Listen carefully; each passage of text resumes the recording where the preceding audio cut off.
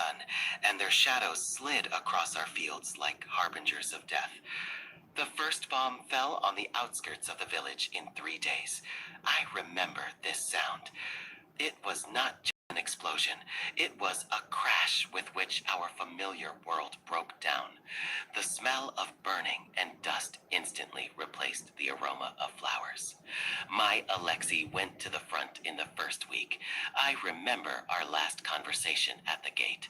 He hugged me so much that it became difficult for me to breathe, and whispered that he would be back soon. His eyes were full of determination, but deep down I saw fear. I never saw him again. A month later, the Germans entered our village. These were people in gray uniforms on motorcycles and trucks. They looked at us not as people, but as obstacles or prey. We hid in basements, but no silence saved us. They took livestock, food, and then they started taking people away. My first real contact with horror happened in August. We were driven to the central square. It was a hot day. Dust hung in the air, clogging my lungs. My friend Maria was grabbed by the hair right before my eyes because she tried to hold on to her little sister.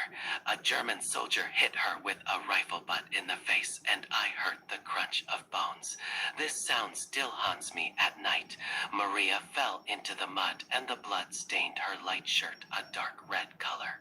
Then, for the first time, I realized that there was no law, no mercy.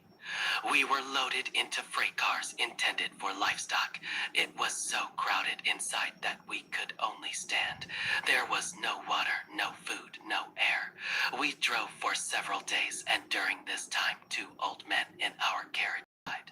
Their bodies continued to stand next to us because there was nowhere to fall. The smell of death became our first companion.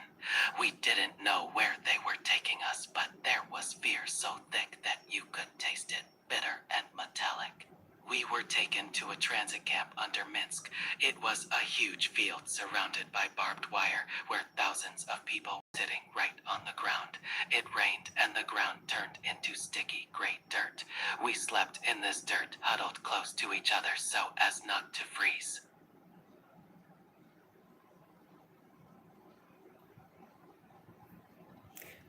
Read the next paragraph for me. I will. The visible text ends right there with huddled close to each other so as not to freeze. I don't see a next paragraph to read. Is there anything else on the screen you'd like me to look at? Yeah, I am just scrolling my.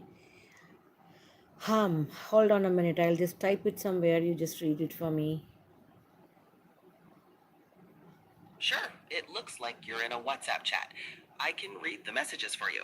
The latest messages are Swami Kanu Bai at 1:19 a.m. No, stop and it. I don't want it to read. I wanted to read you the one you were talking about, Elsna. The one you're reading it up. understood. I will read the testimony of Elena Ivanovna Sokolova, which is now visible on your screen. Testimony of Elena Ivanovna Sokolova, recorded in St. Petersburg in 1999 year. She remained silent for 54 years about what she experienced in Smolensk, Minsk, and near Warsaw during World War II war. These are her words. My name is Elena Ivanovna. Now, as I sit in my little apartment in St. Petersburg, I am 78 years old. Outside the window, 1999 year. The city is preparing for winter, and the cold air reminds me of times of which I was silent for 54 years.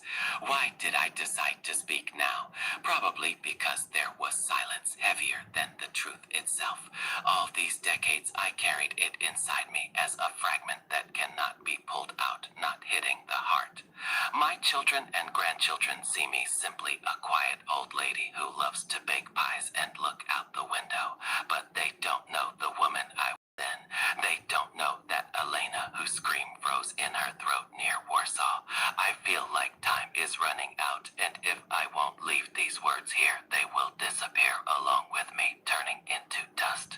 I want you to hear not only the history of the war, but the history of how a person loses his soul by remaining at the same time alive.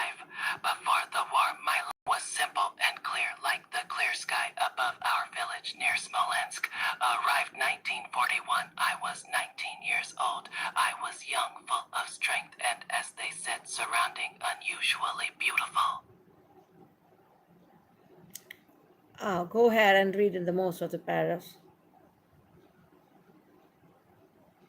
Certainly, I'll start from the beginning of the testimony again. No, I just wanted to read from then. I didn't attach any importance to this.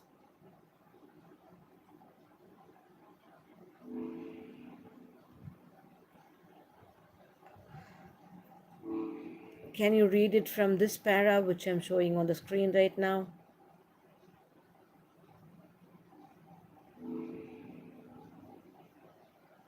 Certainly.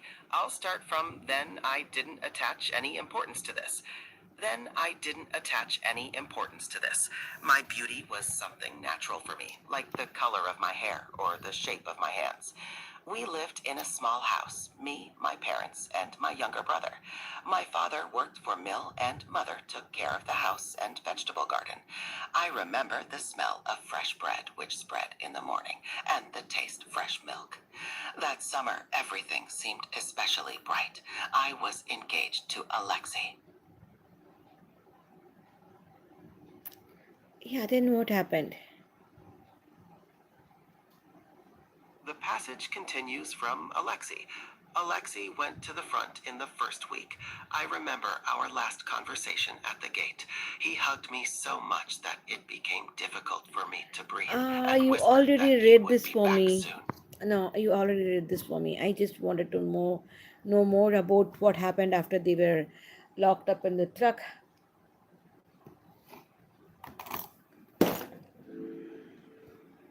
Yes, I did read that part. The passage continues from being loaded into freight cars to it was so crowded inside that we could only stand. There was no water, no food, no air. We drove for several days, and during this I time, think the conversation is already late for me. Thank you so much for your time because You're very welcome. I'm here if you need anything else.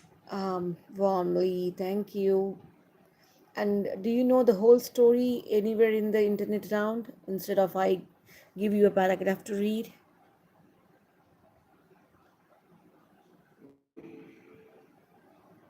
That is a very impactful story. I'm searching online, but I am unable to find the complete, verifiable testimony of Elena Ivanovna Sokolova, recorded in St. Petersburg in 1999, as it appears in the passage.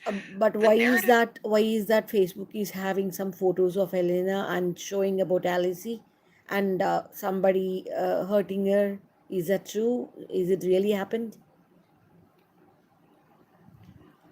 It's possible the Facebook post is using that text as part of a dramatized or fictional story, or as part of a historical commemoration. However, without more context or verifying the source, I can't confirm if the specific details or images are true or directly related to a real person's experience. Huh, that would be great. Thank you so much. You are very welcome. I'm glad I could help. Feel free to ask if anything else comes up. For now, I think I'm good. So let us close the chat and I have to go for an early bed. Thanks for your time. You're welcome. Have a good night and get some rest. Thank you so much. Bye bye.